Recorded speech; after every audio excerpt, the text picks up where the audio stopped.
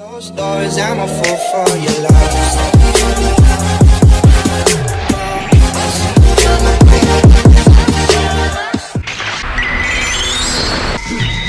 Garjubers di sini. Nah, kali ini kita akan bahas spoiler untuk chapter 1097, di mana ini adalah chapter lanjutan dari chapter Dewa 1096 kemarin yang tentu saja tentang dewa juga, alias lembah dewa atau God Valley. Nah, mungkin info dikit ya, kalian akan ada yang sadar kalau spoiler kali ini terlihat cukup telat karena biasanya untuk spoiler itu rilis di Selasa subuh, tapi untuk kali ini baru keluar di sore hari karena ternyata para leakernya mereka sedang men-spill terlebih dahulu untuk isi dari SBS volume ke 107.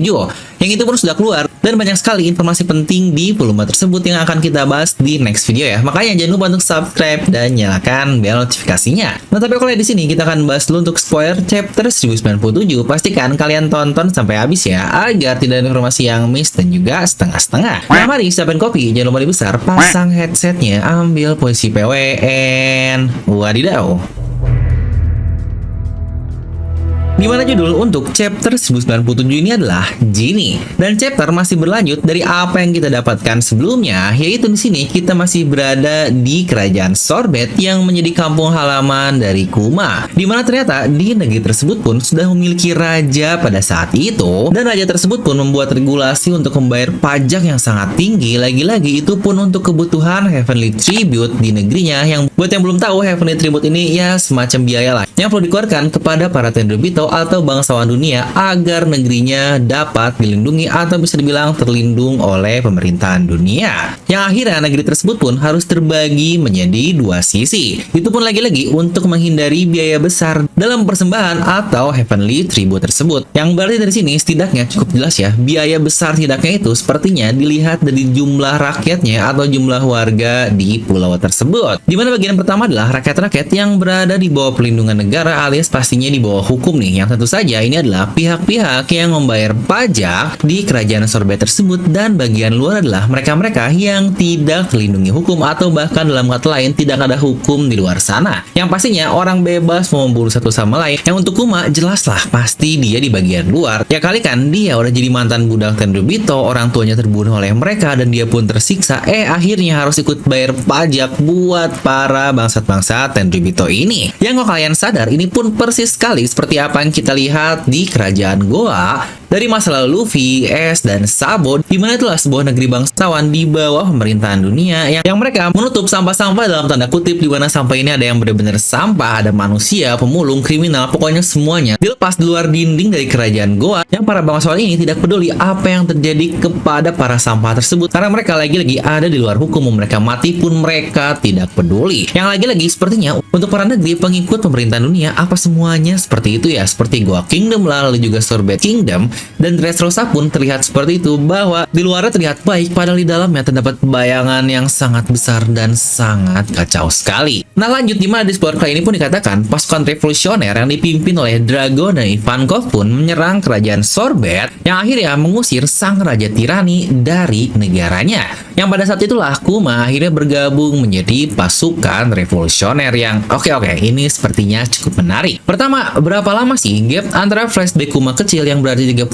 tahun yang lalu sampai insiden ini terjadi? Karena seperti yang kita tahu, pasukan revolusioner ini atau Revolutionary Army dibentuk 22 tahun yang lalu pasca insiden dari Ohara, yang seperti kata-kata Vegapunk, di tahun yang samalah akhirnya pasukan revolusioner terbentuk dengan 3 founder utama, yaitu Dragon, Kuma, dan Ivankov. Yang sebelumnya pada saat itu kita juga tahu Dragon masih sebagai pasukan kebebasan doang, yang jika itu tepat saat Dragon bertemu Vegapunk, berarti kita sudah mendapatkan sedikit time skip dari pas God Valley sekitar 16 tahun sudah berjalan. Dimana beberapa hal menarik juga adalah ternyata raja sebelumnya lah yang disebut sebagai raja tirani dari Sorbet Kingdom tersebut, tapi kenapa ya nantinya malah Kuma yang disebut sebagai hal tersebut? Apa mungkin dia pernah menjabat juga sebagai raja, atau lagi-lagi itu hanya manipulasi langsung dari pemerintah dunia doang? Yang seperti untuk kali ini kita perlu tunggu face scan-nya untuk lebih jelas lagi. Lalu di sini juga kita mendapatkan sedikit informasi dari Dragon. Dia dulunya adalah mantan angkatan laut yang ya akhirnya debat berakhir guys. Dia bukan ciper pola, bukan bajak laut, bukan apapun, tapi ternyata dia adalah angkatan laut. Yang wajar juga sih, bapaknya alias Garp selalu menyuruh keturunannya untuk menjadi angkatan laut ya seperti Luffy. Bahkan Ace pun yang bukan keturunannya dipaksa menjadi hal itu. Yang gak aneh kan, anaknya sendiri alias Dragon lah bakal dia lakukan hal yang sama juga. Dan alasan dia pergi meninggalkan angkatan laut pun karena dia belajar sesuatu kalau keadilan ternyata tidak ada di sana. Ya pasti salah satu triggernya adalah dari insiden Guts Valley ini, karena segitu parahnya manusia bisa-bisanya dijadikan rabbit atau kelinci untuk dibunuh, tetapi angkatan laut malah tutup mata dan melindungi semua hal tersebut. Yang wajar lah kenapa seseorang yang memiliki keadilan tinggi akan meninggalkan. Yang perlu diingat juga pada saat itu Dragon sudah berusia 17 tahun, jadi sudah cukup mature lah untuk mengerti apa yang terjadi di insiden Guts Valley. Kalau di sini memang belum dijelaskan kapan sebenarnya Dragon keluar dari angkatan laut. Yang kita juga tahu pasca itu dia sepertinya membentuk pasukan yang bernama Pasukan Kebebasan yang kita lihat di flashback bersama Vegapunk. Yang setelah itu pun akhirnya barulah terbentuk Pasukan Revolusioner. Dan dikatakan 14 tahun lalu juga Kuma beserta Jinny adalah komandan dari Pasukan Revolusioner. Ini mungkin konteksnya buat yang bingung dengan komandan mirip seperti Karasu, Lindbergh, Morley, dan Belo Betty. Yang berarti kalau dari timeline ini harusnya sudah jalan 8 tahun ya pasca Pasukan Revolusioner terbentuk 22 tahun yang lalu. Yang gak aneh sih, Kuma ini punya kemampuan yang sangat luar biasa kuat, dan Jinny dari kecil saja otaknya udah sangat jenius. Mereka pasti akan menjadi hal penting bagi Pasukan Revolusioner. Namun layaknya sebuah cerita happy ending pasti akan dibutuhkan yang namanya konflik, dan itulah yang menjadi penutup chapter di kali ini, di mana Dragon mendapatkan informasi kalau Jinny diculik oleh seseorang yang wadidaw, siapakah orang itu? Apa mungkin teori liar banyak yang bilang terkait Bonnie adalah cloning dari Jinny yang bisa memanipulasi umur sampai akhirnya dipakai oleh pemerintah dunia. Yang kebetulan banget di SB 107 kita diberitahu bahwa iblis Bonnie yang ternyata Toshi Toshinomi atau seseorang yang dapat memanipulasi umur. Nah, siapakah sosok yang berani menculik Jinny dan apa dampaknya untuk Pasukan Revolusioner?